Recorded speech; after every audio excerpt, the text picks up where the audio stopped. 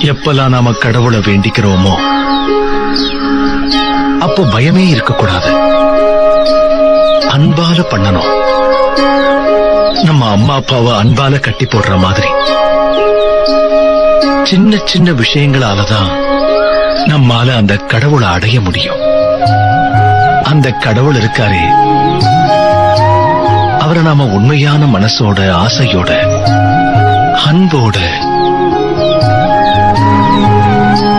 எப்ப அவரை நினைப்போன்னு காத்திருக்காரு. நீ உன்னுடைய தலையெழுத்து மாத்தணும்னு ஆசைப்பட்டுகிட்டு இருந்தல்ல,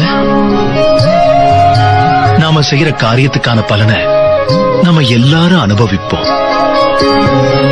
ஏன் அந்த கடவுளும் கூடதான். அதனால கடவுள் கிட்ட நாம வேண்டிக்கும் போதெல்லாம் கடவுளே என் தலையெழுத்த மாத்துன்னு கேட்க கூடாது.